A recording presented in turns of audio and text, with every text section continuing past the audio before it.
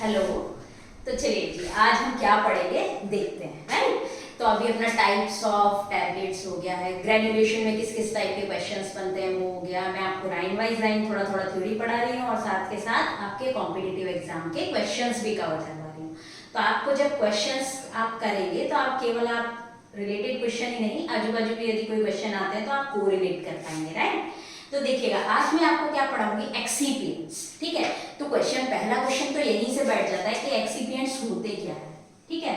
तो देखिए, एक टैबलेट जो है, सपोज करो पैरासीटामोल किसी का एक्टिव इंग्रेडिएंट है, ठीक है। किसी टैबलेट में पैरासीटामोल प्रेजेंट है, तो केवल पैरासीटामोल से तो टैबलेट नहीं बन जाएगी, ठीक है।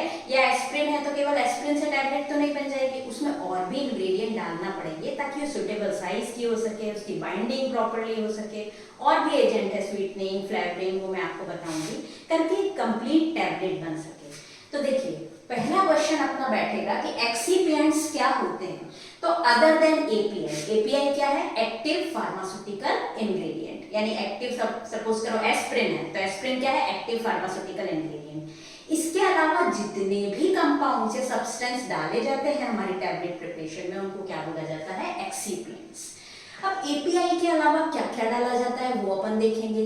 तो देखिए, जो बड़ा एक्सिपिएंट होगा वो मैं एक वीडियो में कवर करवाऊंगी, बाकी 2-3 एक्सिपिएंट्स एक साथ कवर करवा दूंगी। तो आपको फर्स्ट क्वेश्चन कवर हो चुका है कि एक्सिपिएंट्स क्या होते हैं, अदर देन एपीआई, यानी एपीआई के अलावा जो भी सब्सटेंस डाले जाते हैं वो क्या होते हैं। एपीआई क्या है, एक्टिव फार्मास्यूटिकल इंग्रेडिएंट। उसके अलावा जो भी सब्सटेंस डाले जाते हैं वो क्या है, एक्सिपिएंट्स हैं। अब एक्सिपिएंट्स कौन कौन से होते हैं, आप टेंशन मत लीजिए, हर एक मैं आपको कवर करवाऊंगी और साथ में क्वेश्चंस भी करवाऊंगी।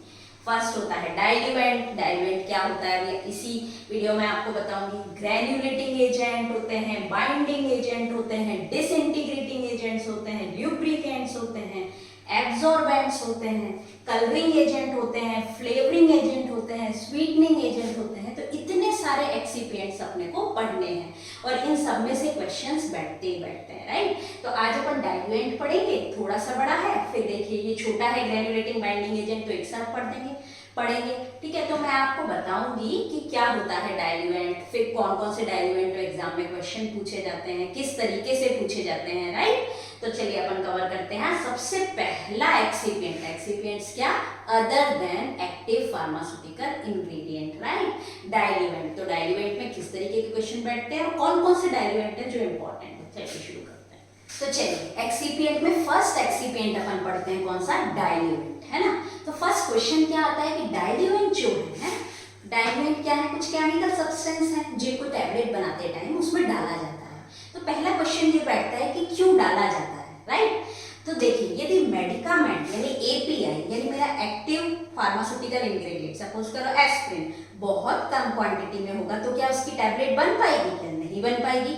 इसीलिए हम उसमें क्या डालते हैं, डाइल्यूएंट डालते हैं, ताकि थोड़ा ज्यादा डाइल्यूएंट डालेंगे, अच्छा सा डलता है डाइल्यूएंट, तो वो बल्क फॉर्मेशन हो जाता है ताकि टैबलेट की इजीली प्रिपरेशन हो सके।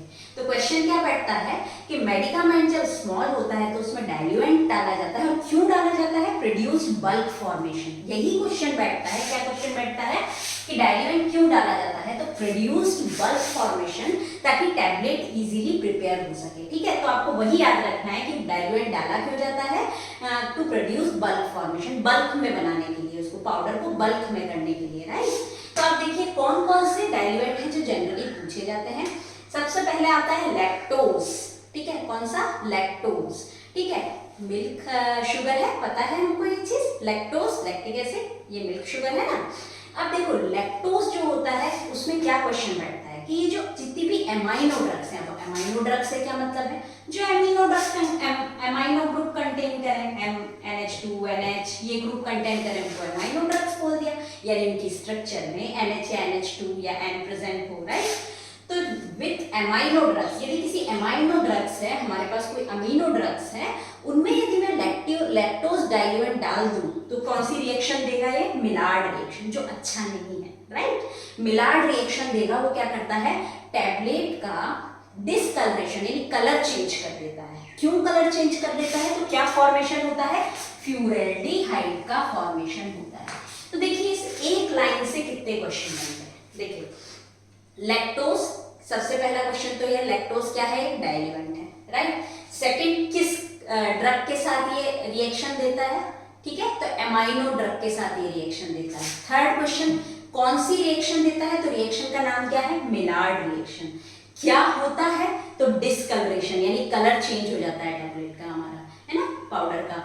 तो किसके कारण होता है, तो एक केमिकल कंपाउंड फॉर्मेशन होता है जिसको फ्यूरल्डिहाइड कहा जाता है। क्या बोला जाता है, फ्यूरल्डिहाइड, जिसके कारण ये कलर चेंज या मिलार्ड रिएक्शन होती है, ठीक है। लैक्टोज एमाइनो ड्रग के साथ रिएक्शन देगा, कौन सी रिएक्शन देगा, मिलार्ड रिएक्शन देगा। और मिलार्ड रिएक्शन क्या होती है, तो पाउडर या टैबलेट का कलर चेंज हो जाता है।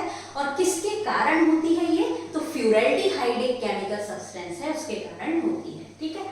सेकेंड जो अपना डाइल्यूएंट है उसका नाम आपको याद रखना है सुक्रोज। कभी कभी सुक्रोज के नाम से नहीं आती, किस नाम से आता है, शुगर टैप, याद रह जाएगा सुक्रोज, न्यू टैप, डाइपैक। यदि ये नाम भी आपको कहीं दिखते हैं, शुगर टैप, न्यू टैप, डाइपैक, तो उसका मतलब भी क्या है, सुक्रोज है, और वो क्या है, एक डाइल्यूएंट है। क्या, शुगर टैप, न्यू टैप, डाइपैक, राइट।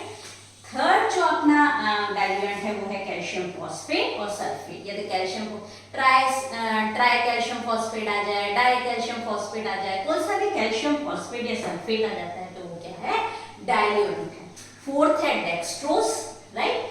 डेक्सट्रोज के बाद फिफ्थ है स्टार्च। इंपॉर्टेंट है स्टार्च। स्टार्च वैसे भी इंपॉर्टेंट है, अभी मैं आगे इस पे एक बहुत इंपॉर्टेंट क्वेश्चन बनेगा, जब एक्सिपिएंट सारे खत्म हो जाएंगे तब कराएंगे। तो स्टार्च जो होता है वो डायरेक्ट कंप्रेशन में यूज होता है। डायरेक्ट कंप्रेशन से क्या मतलब, जहां ग्रेन्यूल, मैंने आपको ग्रेन्युलेशन समझा दिया है, जहां छोटे छोटे ग्रेन्यूल्स का फॉर्मेशन नहीं होता है, सिर्फ हमारा एपीआई यानी एक्टिव फार्मास्यूटिकल इंग्रेडिएंट लिया, सारे एक्सिपिएंट बाकी की चीजें मिलाई, ड्राई फॉर्म में उसको कंप्रेस कर दिया, जितना मिला, मतलब जो लुब्रिकेंट जो एक्सिपिएंट्स मिलाने थे वो मिलाए और उसको कंप्रेस कर दिया। तो ये तो हो गया डायरेक्ट कंप्रेशन, ठीक है। बट कभी कभी क्या होता है, ये स्टार्च के नाम से डाइल्यूएंट नहीं आता है, किस नाम से आता है, स्टार RX 1500। तो स्टार्च से तो याद रह जाएगा कि ये स्टार्च का ही नाम है, तो स्टार्च क्या है, डाइल्यूएंट, यानी ये भी क्या है, डाइल्यूएंट। दो नाम आते हैं कभी कभी स्टार्च, वो भी स्टार्च ही है, एम्बिडेक्स और सेलोटेप। ये कैसे याद रहेगा, आयोडेक्स और सेलोटेप, ठीक है, क्योंकि चार ऑप्शन होते हैं तो हमको याद आ जाते हैं, ठीक है। तो एम्बिडेक्स और सेलोटेप, आयोडेक्स और सेलोटेप, ये किसका एग्जांपल है, स्टार्च का ही एग्जांपल है, राइट। लास्ट जो अपन पढ़ते हैं, स्टार्च समझ में आ गया, अब मैं आपको दोबारा रिवाइज कराऊंगी ये। उसके बाद आता है कब, माइक्रो क्रिस्टलाइन सेलुलोज, जो लास्ट है अपना।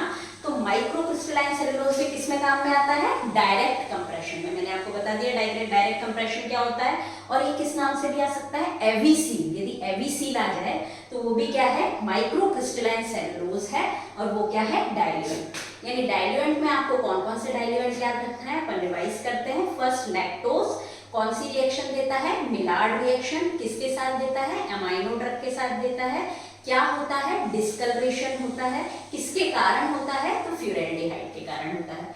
सेकंड जो है अपना वो कौन सा डाइल्यूएंट है, सुक्रोज। यदि सुक्रोज के नाम से नहीं आता है तो शुगर टैप, न्यू टैप और डाइपैक के नाम से आता है।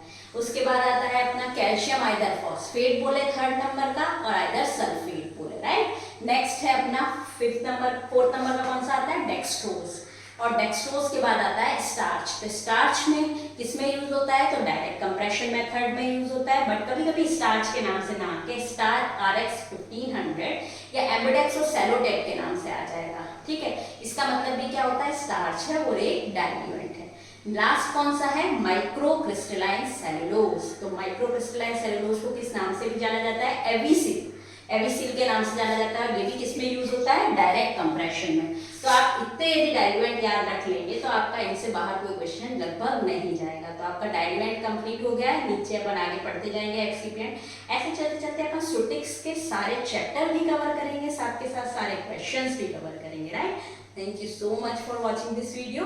आने वाले में ग्रेन्युलेटिंग और सारे एग्जाम्पल्स में करवाती चली जाऊंगी। Thank you.